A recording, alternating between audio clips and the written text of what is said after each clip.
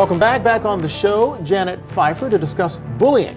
Janet's an expert in anger management and self-help, and it's nice to have you back here again. It's always a pleasure to be here. You know, this has been a growing topic. We have the Darun Ravi trial in New Jersey, this whole idea of the internet being a bigger part of this bullying thing, and it's just taken it to a whole new level.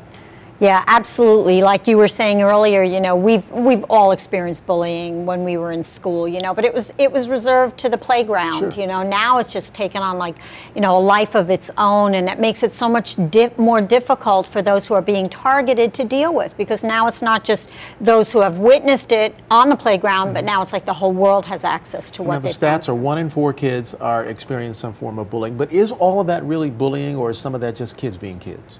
Well, you know what, I'm not really sure. I think sometimes what happens is that when we get, you know, a new catchphrase, we tend to really go to the extreme with it.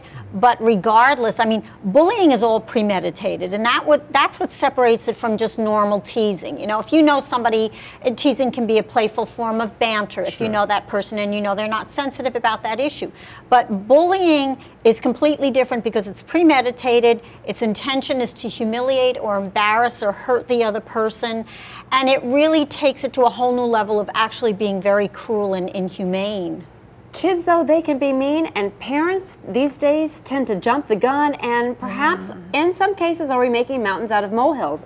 Is there that fine line that we have to really watch and navigate? Yeah, there is. And I think, you know, I think it's really important for parents to keep the lines of communication open with their children, so that if the child is, you know, being targeted by a bully, that they can go to the parents and talk to them about it.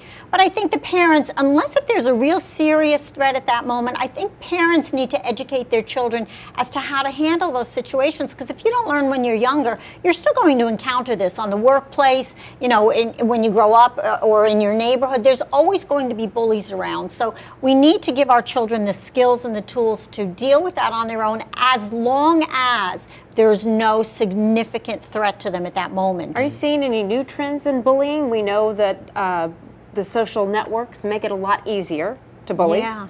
Well, I think what's happening is now bullying has become almost a sport, you know, where I've seen things on the internet that have actually been planned, you know, girl fights, and they had that whole incident, I don't know, last year sometime with the father who was beating up on his son's friend. Well, you make a good point. How much of the blame for this do we place on parents, the parents of bullies? Yeah, well, I think that really this is an issue that concerns the parents. I mean, we are responsible for instilling in our children those values and those morals that prevent them from engaging in this kind of behavior. We really have to teach our children respect for all human life, okay? And I don't just mean tolerance of each other's differences, but really a deep sense of respect for the value of human life. We need to teach them compassion and understanding and kindness. And we're not doing that. And then we send them off to school and we expect the teachers to take care of that. And they have enough on their hands. And as parents, if you have a child who might be more aggressive and who is bullying, what else? What other resources can you offer to help them? Because, you know, we focus on the victims, but, you know, there's the other side to the story. A parent may be doing everything they can. Some kids, you know, why do they feel the need to bully? Yeah, well, and you know what, Laura, I'm so glad that you brought that up, because it is the parent's responsibility, too, to pay attention and see if their child is the culprit here. You know, so bullying is all about issues of control. It's all about trying to gain status among their peers. Bullies look at aggressive behavior as a form of power. So if you know that your child is the bully, then you need to start addressing those issues with them, and maybe your child needs some professional help. You know, one of the things that we find as parents, we're battling the media. The message in the media is, you know, if you're cool, you're hard.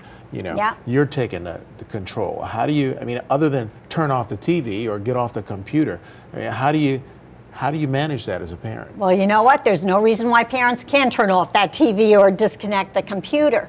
But I think that we do have to monitor that. I think that that's part of our responsibility as parents, to pay attention to what our children are viewing and what they're being exposed to. And if they are being exposed to this, then we need to let them know that this is not acceptable. Even though the media portrays it as such, it is not acceptable in our home. This is not what our values are all about. Janet, always a pleasure, always insightful. Oh, it's always nice to be here. Thank you so much. Thanks for the great information. My pleasure.